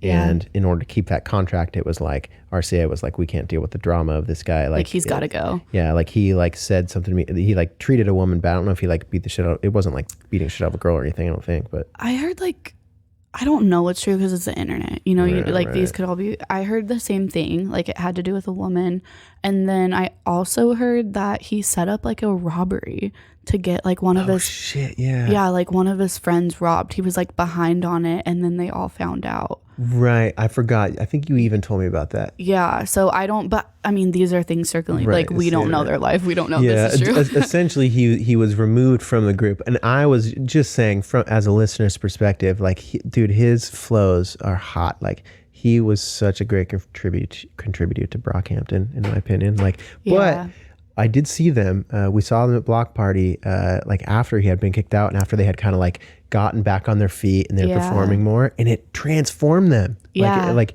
they were more themselves than I had ever seen them. Like they came out without Amir. Like this is probably a year later. Yeah. And man, they had all like fucking butterflied in different ways. And cool. They were awesome. I felt like I really love their Saturation albums. With that, which they have like a trilogy, and Amir is on all of them, but their albums like after that just like really blew up as well. I felt like with all the drama, they just really put their heart and soul into that next album. Yeah. And yeah, it was great. Okay, give listeners 2 Dermot songs to check out and then 2 Brockhampton songs to check out if they've never heard either of these people. Okay, so I feel like, should I say the songs I like or that the general population will like? Because I feel like that's... I don't know. I feel like people will trust your recommendations. I would trust your recommendations. Your favorite is totally fine. I would say Without Fear, but just letting you... That's really slow. It has like a really good buildup and a lot of emotion. But it's not something you go in listening to like... like I'm gonna jam out to this. This is like you're sitting thinking about your feelings and like reminiscing on your life. Yeah, it's some winter music. That is my favorite song, is Without Fear. I also, so the most popular song's Outnumbered, so I feel like people like that. But I really like All My Friends. Yeah, that's a really good one. Yeah, and that's a little more upbeat for people. I'm trying to like give them something like slow. You want to like cry? you want to cry in your bed? Listen to this. Young and Free is kind of fat. Well, and Power Over Me, I guess is and also Glory kind of, like builds up too. Yeah, but either way, they don't have to be fast though. So Without Fear. I'd say Without Fear and All My Friends. I really like. They're both like different, I guess. And that's Dermot Kennedy. That's DERMOT Kennedy. You can get him fucking anywhere. He's a fantastic artist. We just saw him. So, and what about Brockhampton? Give me 2 from him. Brockhampton. For a slower one, I really like Tanya. That was after. Yeah, they each get on and they're really raw about their feelings. Like it's kind of like this slow rap. But it's like, if you listen to the lyrics, like they're all going through some shit and they all just bring it to the table. So for like a slower track, Gummy Gummy, yeah, Gummy definitely. That song gets me hyped. Like I'll turn that up in my car and I can rap most of it. So that's the shit. Yeah, I really like that song. So I'd recommend that. Though I feel like the songs I'm saying though, they're not. If you go to Spotify, they're not on their top 5. So still, right. Yeah, still listen to those songs. But I feel like Brockhampton is definitely an artist because I think it was Saturation 2 when I got into them, but it gets to the point where you can kind of like. Their stuff is so different. Like all of their songs are so different. So like you can really explore in depths of like, it's like, oh, their older stuff is this way or their newer stuff is this way. It's like all of their stuff is vastly different, honestly. Yeah, it's really good. I still listen to the Saturation albums. They're great. Yeah. And like, I don't know for people that don't listen to me, but they are so different. Like, cause a lot of artists have the same kind of rhythm or same, some albums do kind of like have the same sound, but we're talking, I mean, these guys are like hardcore rappers, and then there'll be a song with just Bareface, which is one of the guys, and he's just like singing his heart out about his life. And yeah, well, and they'll sing. It's really cool too, even relating back to like the talking about feelings and talking about like more real raw shit. Like they'll like that whole situation where they had one of their like closest friends, their band members, like turn their back on, whatever happened, they had to kick him out of the group. Like they would go out on stage and like just literally talk about those feelings, and like you could see young kids in the crowd bawling for sure. Like the connection that so many young people have to the artists on stage is huge anyway, and it's so cool to have artists that are like, no, we're going to talk about real shit. Like maybe this isn't going to get us the numbers, like maybe this isn't like for the party, but this is like, I don't know, man. It's pretty grueling to have to dig into the depths of your soul to write something that makes you cry and then try to perform it on stage for a bunch of people. Yeah, and one thing I really like about them, I feel there's a lot of different types of rap, so I'm not saying there's one kind, but like from what my perspective and things I've realized, like top 40, ass, titties, like, like it's all rapping, party. Like you listen to these songs when you're partying, you listen to these songs at the club. Like these guys are hardcore rapping, but they're literally talking about their feelings. Like they're not like, yeah, I'm gonna slay bitches tonight, right. And it's not stuff like that. Like they are talking about stuff you can absolutely relate to, and so that's what I love about and them. Even people on the fringes, like Kevin Hart, he's a gay black rapper. Abstract. Kevin Hart. Kevin Hart, hilarious. Yeah, he's actually part of Brockhampton, newest member. Kevin Hart, yeah, he replaced him here, actually. That's hilarious. Abstract. Kevin Abstract, he's a gay black rapper, and he talks about that. Like, I mean, I couldn't imagine like that, the tribulation that he's probably gone through just being a gay black rapper. Yeah. Like even things like that, bringing that to the surface is just so cool, but actually making it enjoyable to listen to. Like I'm a white dude from Kelso, and I enjoy the shit out of the music, Yeah. Song. Yeah. I think that's awesome that he can bring that to, cause I mean, I guess it's more common now, but if you think about it, like it was probably really hard for, like, there aren't a lot of like open gay black rappers. I feel I feel more now, but when they started, it was probably like, he's like, all right, like he was not scared to be who he was and just put it all out on the table. Well, and as an artist, when you do that, it gives permission to everybody. I use this reference on the podcast all the time. When Travis Pastrana first did on a motorcycle, when he first did a backflip, within just a few weeks, there was multiple people doing backflips. Yeah. Like you give people permission. Like he gets up there and he says, hey, here's who I am. That's okay. I'm going to talk about it because there's people who want to listen to it, and now there's young kids, there's other people, they're fans who now have permission to be fully themselves, like in whatever version they are. I love it. Yeah, it's like one of those things like, all right, my idol, they're talking about it. Like we touched on this earlier, like I'm not the only one feeling this way. So, and I think that's really a great aspect about music too. Like you can I relate to so many different lyrics. It doesn't matter if it's rap, it doesn't matter if it's like acoustic guitar, like it's just crazy how much you can relate. Yeah, exactly. I love it. Mackenzie, what time is it? we are getting that. I was going to wrap it up here. I was trying to think. I have to go to my sister's birthday. I know. I want to be respectful to your time here, so we will wrap it up. So let's end it with this. I was trying to fabricate this question, so maybe you can help me. I was thinking. Oh gosh, is it going to be hard? No, it's going to be sick. Aliens, they come down to Earth, right? This is we're going with this. Aliens come down to Earth. You've traveled to quite a few places by now. Okay. They if you were in charge of the location that they come to, because they're like, we got to check out Earth. Like we got like, you got to show them that Earth is pretty. You got to show them that Earth is awesome. Earth is like, don't kill us. Earth is great. See, you got to show them that. Where are you going to have these aliens go? Oh man. Because I haven't been everywhere, so I don't know. The first thing was Iceland. Iceland, yeah. Or Thailand. I know. Yeah, I've been to a lot of Europe and stuff. But yeah, because I would say Iceland. I love it so much. It has everything. It's so beautiful. But that's my perspective. Mm-hmm. Where would you have them go? Ooh. Yeah.